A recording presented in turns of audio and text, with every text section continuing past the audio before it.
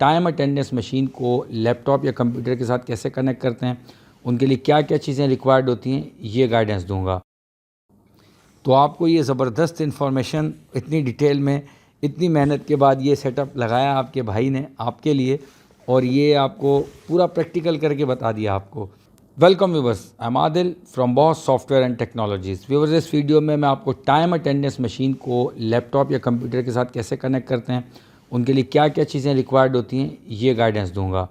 तो time waste किए बगैर हम चलते हैं अपनी टाइम अटेंडेंस मशीन की तरफ और लैपटॉप की तरफ। मैं आपको व्यू कराता हूँ और सबसे पहले हम मशीन में देखते हैं कि मशीन में हमें क्या क्या चीज़ें रिक्वायर्ड होंगी। जी व्यूअर्स, अगर बात की जाए हमें हार्डवेयर क्या क्या रिक्वायर्ड होगा, तो मैंने एक ईथरनेट केबल ले ली है कैट 6 की, आप देख सकते हैं, जिसके दोनों साइड पे ईथरनेट कनेक्टर्स जो नॉर्मल इंटरनेट वाले होते हैं वो लगे हैं।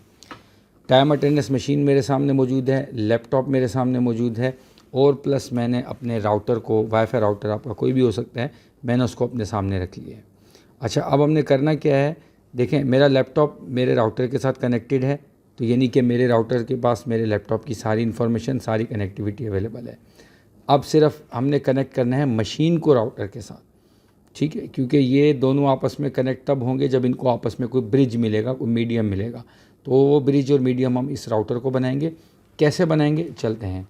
तो ये मैं अपनी जो ईथरनेट केबल है आपके मशीन की बैक साइड पे, टाइम अटेंडेंस मशीन जो है आपकी, इसकी बैक साइड पे आप देख रहे हैं, आप ईथरनेट का एक TCP/IP लिखा हुआ भी है, एक आपके सामने पोर्ट मौजूद है।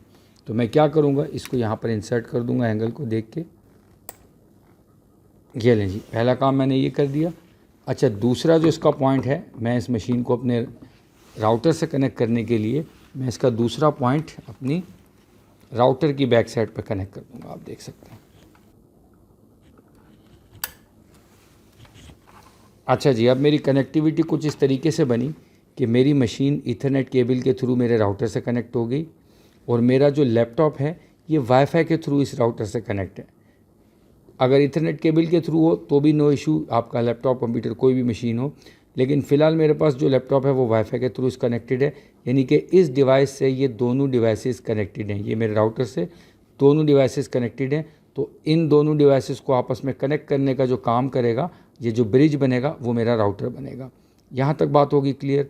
अब हम चलते हैं अपने लैपटॉप की स्क्रीन की तरफ, और लैपटॉप की स्क्रीन पर जाके मैं आपको बताऊँगा कि हमने क्या करना होगा कि ये इस डिवाइस से कनेक्टेड होगा। उससे पहले मैं आपको बता दूं, जिस वीडियो में मैं डिवाइस के फीचर्स के बारे में बता रहा था, उसमें मैंने आपको बताया था कि इसकी IP एड्रेस आपने सेट करनी है, गेटवे वगैरह, सबनेट मास्क वगैरह। तो वो मैं एक चीज़ आपको दोबारा एक बार बता देता हूँ, और मुझे यहाँ से क्या क्या इन्फॉर्मेशन लेके जानी है जिससे मैं अपने लैपटॉप को कनेक्ट करूँगा। तो देखिए, मैं ओके के बटन पर क्लिक करता हूँ, वो लॉक है। क्यों? क्योंकि मैंने इसके अंदर सुपर एडमिन का जो एक यूज़र है वो बना लिया, ख़ुद को रजिस्टर करा लिया। मैं कहता हूँ उसको वेरीफाई करो, मैं अपना फेस वेरीफाई करवा लेता हूँ। ये देखें जी, मेरा फेस उसने वेरीफाई करवा लिया, उसको पता चल गया कि जी ये सुपर यूज़र है, और अब इसको डैशबोर्ड का एक्सेस दे दिया जाए। तो देखें, डैशबोर्ड में आने के बाद मेरे सामने कम्युनिकेशन का ऑप्शन आ रहा है। मैं कम्युनिकेशन के ऑप्शन पे आ जाता हूँ। कम्युनिकेशन के ऑप्शन में जाने के बाद ये आप देख रहे हैं ऊपर आपको ईथरनेट का ऑप्शन नज़र आ रहा है। थोड़ा सा मैं अगर आपको उसके नज़दीक कर दूँ तो ईथरनेट का, अच्छा जी, ईथरनेट के ऑप्शन पे मैं जाऊंगा। यहाँ से मुझे जो इन्फॉर्मेशन लेनी है, मुझे ये IP एड्रेस नोट कर लेना है। इसके लास्ट में 201 है। सेटिंग मैंने उसके मुताबिक, नेटवर्क के मुताबिक पहले कर ली थी। दूसरे नंबर पर मैंने सबनेट मास्क, डेफिनेटली मुझे पता ही होगा। तीसरे नंबर पर गेटवे मुझे पता होना चाहिए, मेरे नेटवर्क का जो गेटवे है वो यहाँ पर कॉन्फ़िगर्ड होना चाहिए। और पोर्ट मुझे पता होनी चाहिए, 4370 इसकी नॉर्मली यही पोर्ट होती है। ये चीज़ें मुझे, एक तो इन्फॉर्मेशन मेरे पास होनी चाहिए। दूसरे नंबर पर मैं यहाँ से डाउन एरो की प्रेस करके नीचे आ जाऊँगा सिस्टम इन्फो में। ये आप देख रहे हैं, सिस्टम इन्फो का आइकन भी आपको नज़र आ रहा होगा थोड़ा बहुत, और लिखा हुआ भी नज़र आ रहा होगा। सिस्टम इन्फो पे जाने के बाद मैं ओके के बटन पर क्लिक करूँगा। यहाँ पर आप देखेंगे डिवाइस इन्फो का ऑप्शन है। डिवाइस इन्फो के ऑप्शन पर मैं जाऊँगा।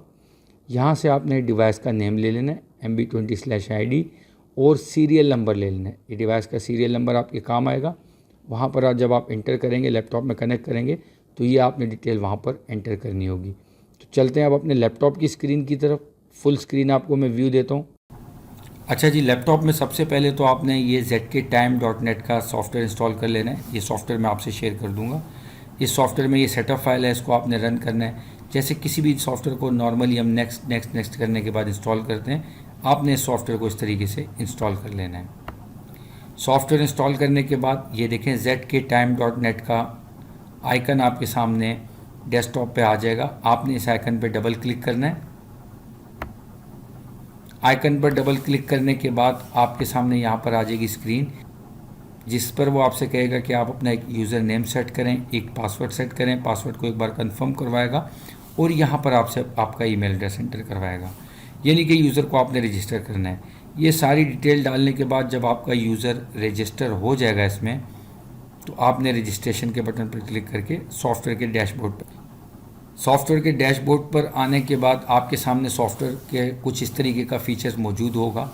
सारे ऑप्शंस मैं इस वीडियो में डिस्कस नहीं कर सकता। मेनली मेरा टॉपिक इसको कनेक्टिविटी देना है, हम डिवाइस से इसको किस तरीके से कनेक्ट करेंगे, तो मैं उसी पर फोकस रखता हूँ। तो यहाँ पर आपके सामने एक ऑप्शन मौजूद होगा डिवाइसेस का। डिवाइसेस के ऑप्शन पर आने के बाद आप देख रहे हैं आपके सामने डाउन साइड पे कुछ ऑप्शंस आपको दिए गए हैं। आपने इन ऑप्शंस पर रहते हुए यहाँ पर data management, communication, door options वगैरह वगैरह, सबसे जो पहला टैब है जनरल का, इसी टैब पर आपने जनरल के टैब पे रहने के बाद मैंने आपसे ये अर्ज़ किया था कि वो जो डिवाइस की इंफॉर्मेशन है वो आपको यहाँ डालनी होगी। तो यहाँ पर डिवाइस का नेम MB20 में ID इंटर कर देता हूँ। डिवाइस का नंबर 1 इंटर कर देता हूँ।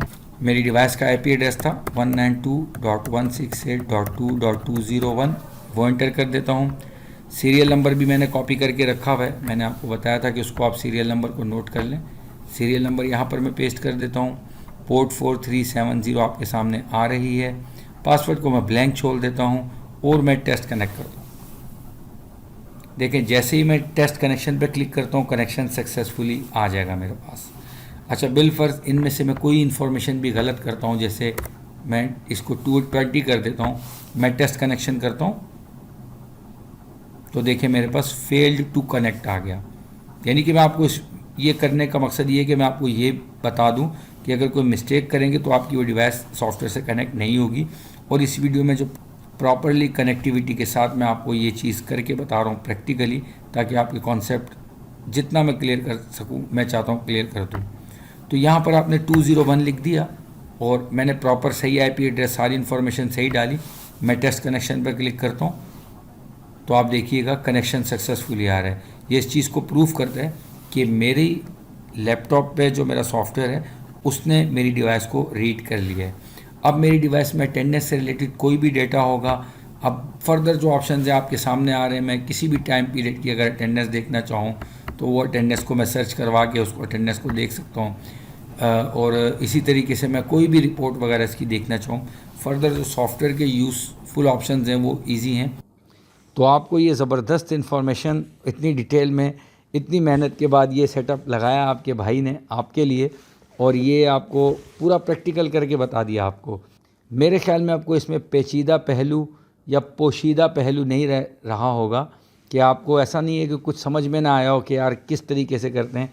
मैंने अपनी तौर से हत्तल इम्कान कोशिश की है कि router, wifi device, time attendance machine, Ethernet cable के थ्रू, पूरा वाईफाई के थ्रू, सारी जो भी मैं इसको प्रैक्टिकली आपको करके बता सकता था। आप किसी भी ऑर्गेनाइजेशन में जब इस मशीन को इम्प्लीमेंट करेंगे, तरीक़ाकार आपका यही होगा। डिवाइस आपकी डिफरेंट हो सकती है, लैपटॉप आपका डिफरेंट हो सकता है, लेकिन ये है कि आपस में इनकी कनेक्टिविटी का जो ब्रिजिंग का तरीका मैंने आपको बताया कि किस मीडियम के थ्रू ये सारी चीज़ें आपस में इंटरलिंक होंगी। तो मेरे ख्याल में इन्फॉर्मेशन आपके लिए काफ़ी यूज़फुल रही होगी। इस वीडियो में इतना ही काफ़ी है। नेक्स्ट किसी वीडियो में नई इन्फॉर्मेशन के साथ। Thank you very much.